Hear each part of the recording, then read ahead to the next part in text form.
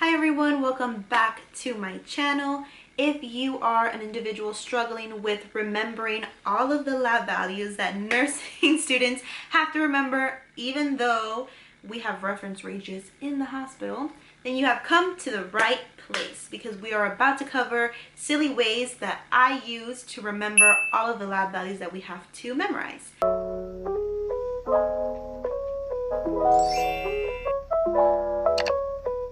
For those of you who love to take notes, I have provided a free PDF worksheet in the description box below that you can use to take notes and watch. All right, so the reason it's divided into 3 columns is because I couldn't have all of it in one, and I didn't want to make this a multi PowerPoint presentation, right? I just wanted it to be boom.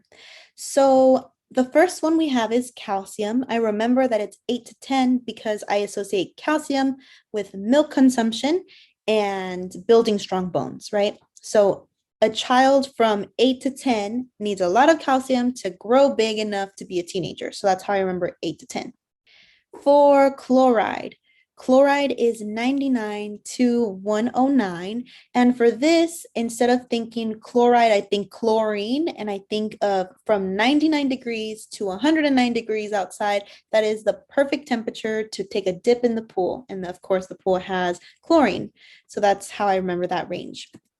For glucose, the range here is 74 to 107. That's what I got from my textbook, but every institution is different.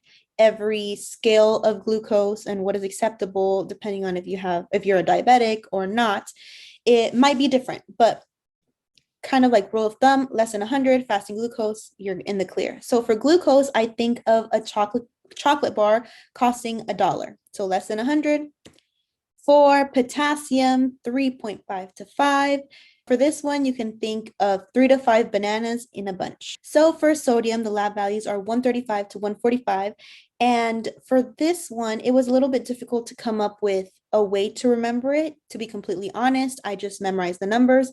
But if it helps you, you can think of a little salt container costing $1.35 to $1.45. You will notice that in a lot of different lab values, which we'll cover right now, 35, 45 kind of repeats. And so this one's kind of simple to remember because it's 135, 145. Up next, pH is 7.35, 7.45. pH, you know that neutral is around 7, so 7.35, 7.45. And CO2 is also 35 to 45. These 3 lab values have kind of like a repetitive pattern, 35, 45, 35, 45, 35, 45. So moving on to bun. Bun and creatinine I kind of put together because there's 7 to 20 buns in one crate. Moving on to albumin, it's between 3 to 5.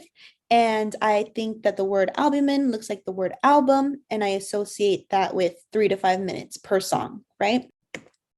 Moving on to hemoglobin. Male and females have similar ranges. I believe females are like 12 to 14, males are like 13 to 16 or something like that. So I put them together. So for hematocrit, this one was a little bit difficult for me to remember, but I just remember that females are 30 to 40, males are 40 to 50, kind of relatively that way. And of course, on your ATI or on your board exams, they're not going to give you like 36, is it within range? It's going to be completely out of range. So you're going to be able to identify it. The way I remember HCT, 3 letters. So I think of 30 to 40, then 40 to 50 for male and female.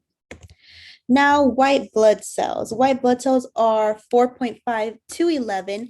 But before I kind of tell you about that, let me undo the red blood cells first. Red blood cells are 4 to 6. I remember that it starts with 4. The reference range starts with 4 because there's 4 heme groups per red blood cell. So 4 to 6, appropriate. Now, going back to the white blood cells, it starts at 4, just like the red blood cells, but this time it goes 4 to 11. And how do I remember that this one is for white blood cells? Because 11 rhymes with heaven, and heaven is white. So white blood cells, I think 4 to 11, red blood cells 4 to 6. Now platelets. This is probably my favorite one because it's 130,000 to 400,000. In Spanish, people say tiene plata. Plata is basically silver, and it's just kind of like a way of saying that person has shmoney. And so I think of platelets as being salary, ideal salary 130 to 400K. So tiene plata.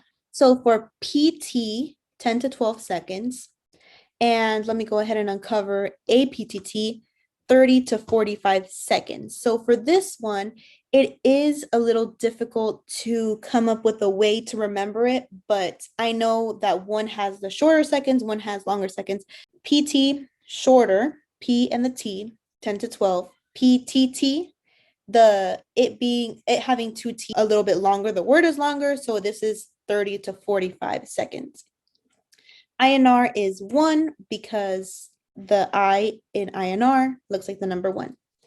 Moving on to the O2. So don't confuse this one with O2 saturation. O2, the lab value is between 80 to 100. That's what is acceptable. So I think of someone like a student, and I'll tell you why. I think of a student getting good grades, 80 to 100, that's acceptable, right?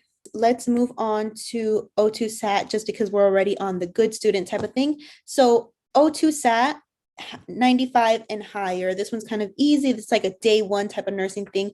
But if you can't remember the difference between them, just think O2 saturation, think of Saturday. So a good student will get, which is the O2 by itself without the O2 SAT, will get 80 to 100% on their exams, right? They're good students. But O2 saturation is higher, 90 and above. Why is that student a better student, quote unquote? Because they study on Saturdays. So O2 SAT 95 and above. And last but not least, HCO3, 22 to 26. A lot of people have issues remembering that it's like 22 to 26, but I will never forget it because HCO3 bicarb, your kidneys help you make things a little bit more basic. There's 2 kidneys, they look identical. So I think of 22, right? 2, 2. So it starts at 22, then it goes to 26. There's a few lab values, well, many lab values that I have not mentioned just because the list is infinite. These are perhaps the most important lab values. Let me know if this was helpful. And if you have an easier or a better way of remembering it, leave it down below in the comments so that other people can learn from you and so that you can help them get good grades on their exam. And that concludes this lesson. Thank you so much for watching this video. If you found it helpful, don't forget to give it a thumbs up and comment your favorite part below.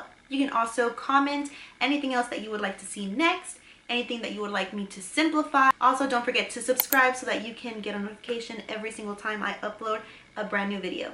Thank you so much. Until next time.